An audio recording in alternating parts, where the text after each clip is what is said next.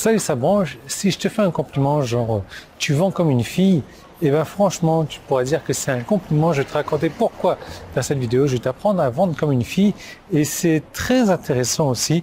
Je vais te parler de ma quête, je vais te parler de l'endroit où on se trouve, je vais te parler marketing, je vais te parler business. Tu t'abonnes à la chaîne YouTube, tu actives les notifications et on démarre, on démarre.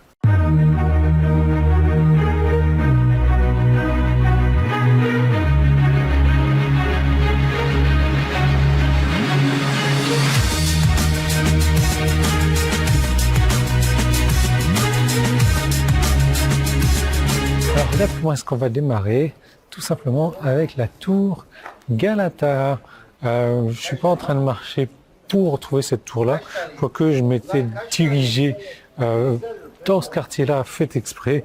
En fait, je suis en train de chercher un truc. Je suis en train de chercher un truc tout con, et ça fait 10 jours que j'en cherche. C'est du papier. Voilà, du papier. Les stylos, j'en ai en profusion. Du papier, j'en consomme quand même un petit peu. Bloc-notes, papier, n'importe quoi, rame de papier, et impossible de mettre la main dessus. Pourquoi? Parce que la plupart des magasins sont fermés. Il n'y a que les magasins de bouffe qui sont ouverts, les petits supermarchés, les trucs comme ça, les supérettes. Et c'est pas la rentrée scolaire, donc ils ne vendent pas de papier. Et j'allais dire, ça me rappelle un peu le temps où, pas vraiment, mais si tu regardes, il y a quelques centaines d'années, il y avait un truc qui avait énormément de valeur et qui n'en a plus du tout aujourd'hui. C'est qu'il y avait énormément de valeur avant, c'est le papyrus. Donc papyrus, c'est avec lequel on fait du papier aujourd'hui. Enfin, le papier est un peu le dérivé du papyrus aujourd'hui. Mais ça avait énormément de valeur avant. Pourquoi? Parce que sur le papyrus, on stockait de l'information. Ça avait beaucoup de valeur.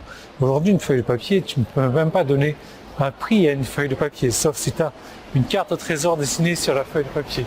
Mais si tu veux, le papier lui-même, sur une feuille, une rame de 500 pages de papier, une feuille de papier, ça va coûter rien du tout.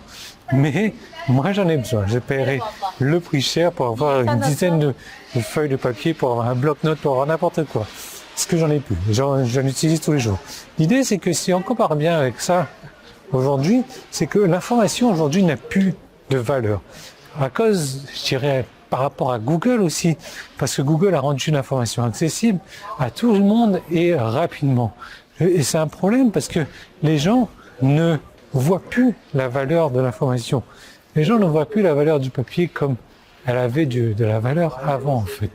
L'idée, c'est que, tiens, il y a des petits supermarchés ouverts de partout là, c'est que aussi par rapport à Google, par rapport à Internet, tu retrouves de tout, quoi. Tu vas trouver une information et tu vas trouver là exactement la même information qui se contredit 3 minutes plus tard. Donc trop d'informations tue l'information. L'information n'est plus de qualité, l'information n'a plus de valeur. C'est pour ça que la plupart des gens aussi se mettent les doigts dans le cul et se disent voilà, moi je veux avoir des formations gratuites pour gagner de l'argent sur Internet, je ne veux rien investir. Bah oui, parce que là tu utilises Google, tu utilises Facebook et tu vas te procurer tes informations sur Google et sur Facebook avec tous les groupes qui te donnent des informations gratuites. Bon, bref, ça y est, j'ai posé mon coup de gueule. Je suis toujours à la recherche de mon papier. Ça m'étonnerait que j'en retrouverai aujourd'hui parce que je m'étais dirigé expressément vers une librairie et cette librairie est fermée. Bref, on va rester dans cette zone-là. Je te disais, tu vends comme une fille. Donc il y a une histoire qui était en train de faire la une dernièrement. Et je reprends ma note, c'est une jeune fille scout qui vendait des cookies et qui a trouvé l'endroit idéal pour vendre ses cookies. Et l'endroit idéal pour vendre ses cookies, c'était quoi? À la sortie des magasins vendant du cannabis.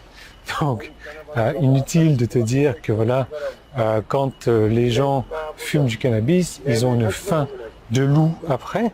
Alors je ne sais pas si la petite fille s'en est rendu compte ou pas expressément. Enfin moi j'ai jamais fumé de cannabis. Comment je sais qu'on aurait une faim de loup si on en fume?